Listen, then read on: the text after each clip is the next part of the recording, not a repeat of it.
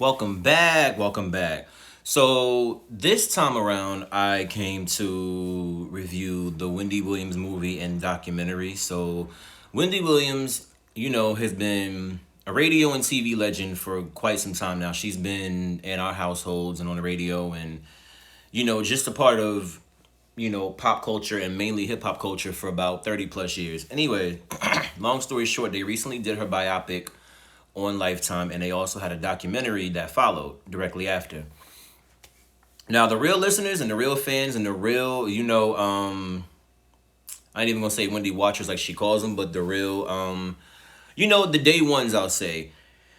Wendy actually had a biopic that was scheduled to drop years ago, like maybe 2005, like back when she was writing books and different things like that about her life and all of that stuff. And I forget who. Oh, Robin Givens was actually supposed to play her. There's still a trailer of it on YouTube, so when you get out of this, you can actually go look for it. It shows some things that weren't necessarily in this movie, and I forget who the director was of that. I don't know if it was Antoine Fuqua or someone. I forget. I know Lil Kim played her husband's mistress. Um, I believe Trey Songz was in that one as well. This was years ago. This movie was supposed to come out and it never came out. So this biopic was long, long, long, long, long, long overdue. But I do know Robin Givens played Wendy, and she actually did a good job from what I saw in the trailer. The trailer is a mess, but then again, so was Wendy's. Hence the title, What a Mess. Anyways, long story short, the movie starts in what 1970 something. And I believe it's 1975 or 1977, one of those. Anyways, long story short, starts with Wendy, starts at her house. It shows her as a little girl, shows her early struggles with weight and, low self esteem. And it shows her falling in love with wanting to be on the radio very early and wanting to entertain. It shows her, picking up magazines, reading, and, make believing that she's actually on the radio and reporting and different things like that. Fast forward, we get to Wendy doing internships and college things and college radio, and then fast forward after that, you get to Wendy in New York, and I forget. Oh shit! So Wendy started out actually working at Radio One, I believe, with for Kathy Hughes, who is the chairwoman of Radio One, and all of that good stuff. TV One, TV One wouldn't exist without Kathy Hughes, basically. And she worked there, and then Wendy ended up leaving there. Apparently, it wasn't a good exit. And I believe while working there, you see her encounter this dude, Ricky Tony, in the movie. And I believe in real life, it was Sharik who it was. And in the movie, you see Wendy interview with this guy. She leaves the radio station with him, I believe, or meets him later. Long story short, Wendy says that this was a situation of date rape, and in the movie you do see the actress that plays her, Sierra Payton, go to the hotel with this dude. Didn't really want to do what he was trying to do. He took a shower, came out, and then he took advantage of Wendy in that way. And she says she continued to get tested, for 4 months after that, just to make sure she didn't have anything because the AIDS epidemic was actually, sky high at that point in the 80s when this was station and or when this was set in. Let's see what else happened after that. I think after that, Wendy ended up finally going to, was it Hot at that point? Forget which one after that. We see her hop a few radio jobs before she finally gets to Hot 97. Hot 97 we know is the mecca of hip hop radio, and also it's the biggest station in New York. And if it's not anymore, it's Power 105 because of the Breakfast Club. But Hot 97 is legendary. You got Angie Martinez. I don't need to say anymore. But before that, there was Wendy. And you see her reveal everything about everyone. You see her talk about everybody. You see her get in trouble for talking about plastic surgery, for talking about Puff. Being usual Wendy. The things that we didn't see, I didn't see too much of Charlemagne. I would have loved to have seen that and seen how that fell apart. I believe it has something to do with her husband, her ex-husband, excuse me. We see her meet Kevin in the club, her ex-husband.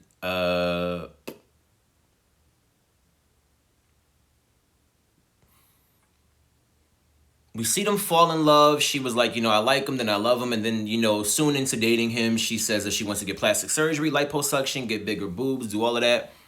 She did that. We do see her go through the miscarriages that she has explained to everybody in detail several times on her shows and different things like that.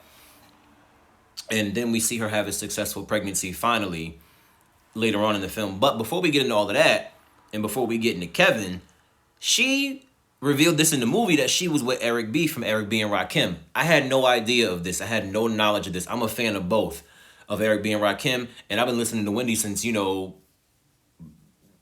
I really got into radio and was listening to stuff like that. So that was a shock. I had no idea. And she was with him for a few months, I believe. And apparently Eric B ruined her credit. And also, when it was over, Wendy was left pregnant. And this was a pregnancy that Wendy actually terminated. That whole thing shocked me because this is stuff that I've never heard her discuss. So between the rape with the dude, Ricky Tony, who is Sharik in real life, allegedly, who is now deceased. I believe he passed away in like 99.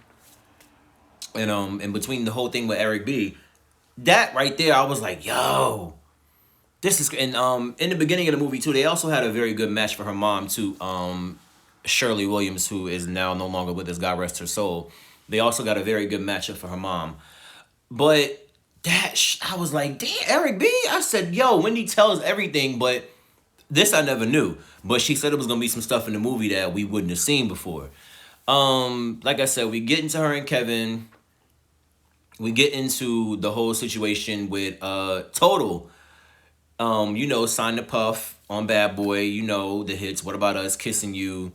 Sitting Home. Can't You See? All those joints. Total got a lot of hits.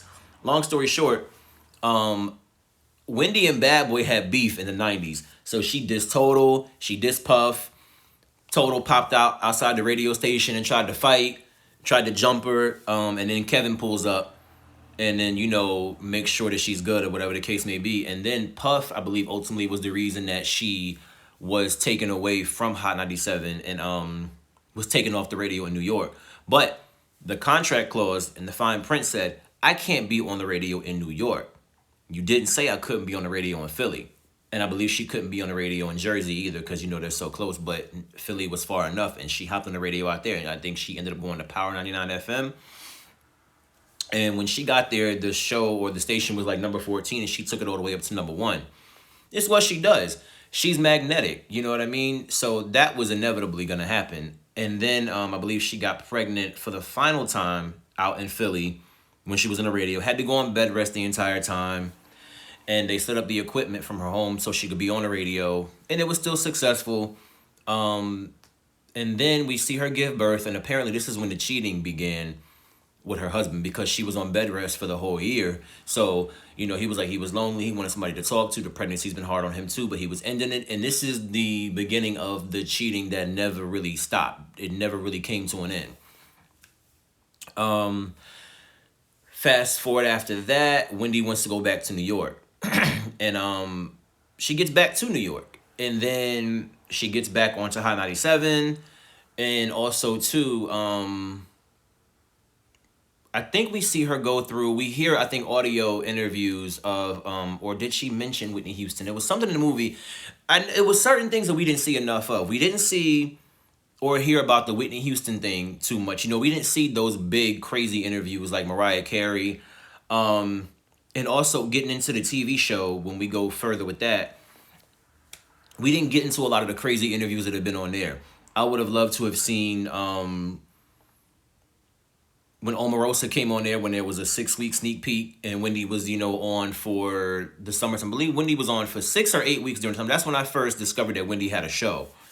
Just all those crazy interviews with her, Charlemagne. I would have loved to have seen when she had her little mini series on VH1, when she would do red carpet interviews, all of that stuff. The only issue I really had with this movie is that it flew by. They covered a lot of different things, but they didn't cover everything.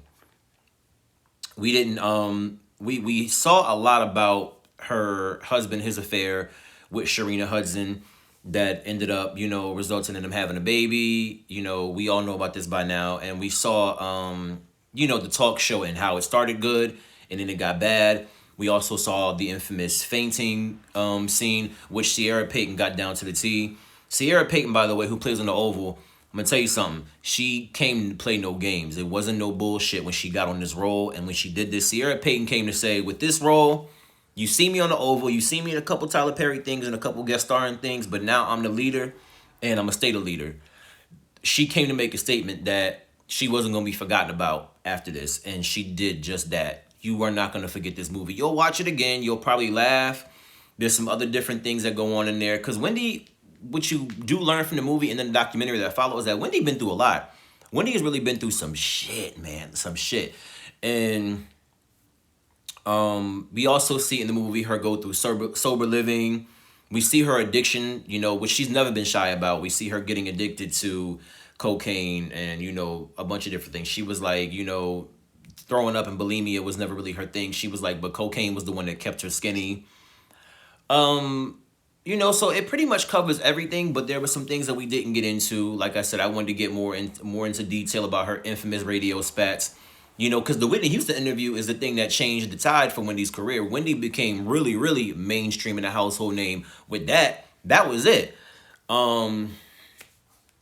What else did we not see? She didn't, her son was off limits. He's always been off limits. He'll probably stay off limits. That's just how she keeps it, and I respect that. We didn't see, she didn't include the Method Man thing that she recently spoke about. Like I said, we didn't see the Charlemagne thing and how, she ended up eventually leaving radio and, saying that she was done and ready to go full-fledged at the show. And a lot of the behind-the-scenes things that were going on at the show, I really wanted to see more of that too. But all in all, they covered everything. Like I said, my only issue with the movie is that it moved hella fast. It was like Wendy was a little girl, and then within 15 minutes, Wendy was a grown woman who was with Kevin Hunter. All in all, it was a good movie. The top biopics so far, especially black biopics, with people in the game and hip hop, or in the industry in general, have been Michel'le, the Clark sisters, and Wendy Williams so far. And they did the damn thing, and then the documentary that followed was also great.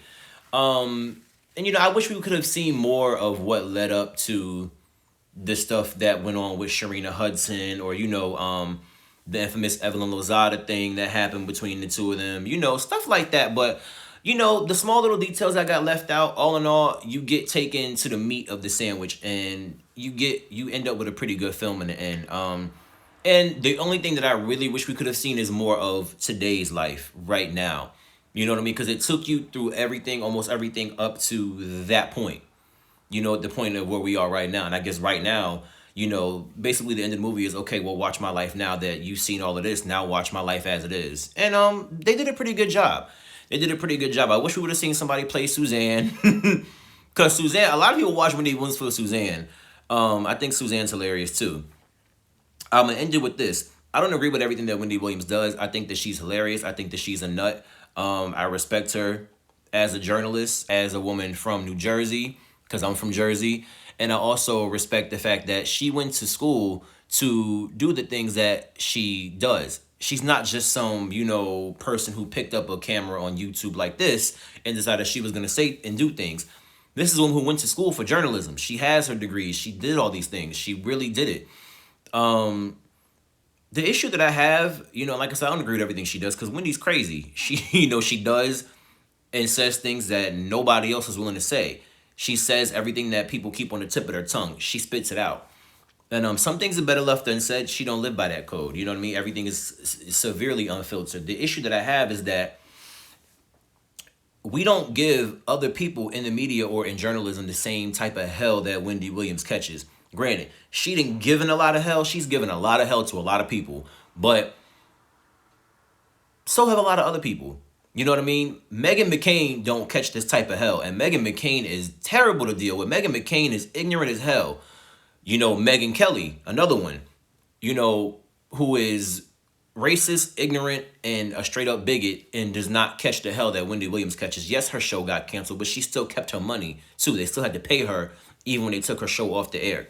Megyn Kelly is disrespectful and is ignorant. All the things that people say about Wendy Williams, Megyn Kelly is the same. So is Meghan McCain. And them two, they don't catch the same type of hell. The difference, these are two white women. That's all I'm going to say about that. That's my opinion. You know what I mean? And the one thing about it is Wendy Williams doesn't shy away from telling her own business. That we also didn't get to see a lot of too, which was her cover up and her, trying to erase the situations between her and Kevin and all of that good stuff. Because she would hop on air and say everything was good. She tells most of her own business. But when her marriage was crumbling, she was secret about that until she was forced to not be secret anymore. There was no more cover up. It was out. You know what I mean? You can't sit here and lie to us like it ain't happening. But I guess, when you have kids, it's different. And I think she maybe did step into, other people's shoes that she's come at before. But people also got to remember, too, there's people who sit on Facebook and social media all day long doing the stuff that Wendy Williams does, and they do it for free. Wendy Williams get a hefty paycheck for doing what she does. But all in all, the movie was great. It's one of the best biopics that Lifetime has done. I liked it better than Salt and Pepper. Salt and Pepper it was cool. It just dragged along a lot. I will do a review for that as well. But yeah, Wendy, she gave you what you needed, and you know what? If there's more that you want to know, I'm pretty sure there's interviews sitting out there somewhere. We didn't see the Salt and Pepper scene either when she was invited to be in that group. We saw that in the trailer of her original movie, and it was the original Salt and Pepper. It was the real Cheryl, and it was the real Sandy. It was the real Salt and Pepper, and because Wendy was offered to be Spinderella before the actual spin. You know what I mean? I'm not sure if she came after Latoya and before Deidre, aka Spinderella, the final Spinderella and the real Spinderella, but I do know she was offered that gig before. Anyways, like, rate, comment, subscribe. Tell me what you thought of the movie. What are your thoughts? What did I leave out? I'm pretty sure there's some things I wanted to keep it a little bit short. I didn't want to go on forever. What did you want to see in the movie? And wear a mask and wash your hands. Sanitize. Do all of those things. COVID is not over. Much love, y'all.